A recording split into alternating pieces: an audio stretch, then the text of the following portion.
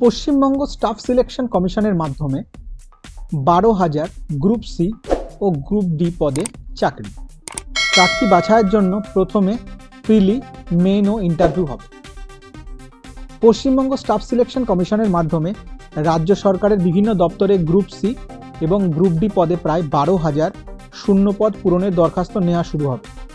দ্রুত কর্মী নিয়োগের জন্য 2022 সালে staff selection commission amendment act সংযোজন করে 2 বছরের চুক্তিতে নতুন চেয়ারপারসন নিযুক্ত করা হয়েছে অবসরপ্রাপ্ত আইপিএস অফিসার বিবেক সহায়কে।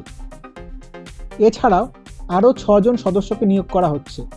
কলকাতার নিউ টাউনে স্টাফ সিলেকশন কমিশনের নতুন অফিস থেকেই এই পদে নিয়োগের যাবতীয় কাজকর্ম চলবে। মোট শূন্য পদের মধ্যে গ্রুপ ডি পদে 8,000 আর গ্রুপ সি পদে ক্লার্ক সহ অন্যান্য পদে 4,000 কর্মী নিয়োগের সিদ্ধান্ত নেওয়া হয়েছে। প্রার্থী বাছাই পরীক্ষা নেবে স্টাফ সিলেকশন কমিশন। পরীক্ষা পদ্ধতি নিয়ে একটি খসড়া তৈরি করা হয়েছে। খুব শীঘ্রই চূড়ান্ত সিদ্ধান্ত নিয়ে বিজ্ঞপ্তি প্রকাশ করা হবে। প্রার্থী বাছাইয়ের জন্য প্রিলিমিনারি ও মেন্স দুটি পর্যায়ের পরীক্ষা নেওয়া হবে। পরীক্ষা হবে একই সঙ্গে একই দিন।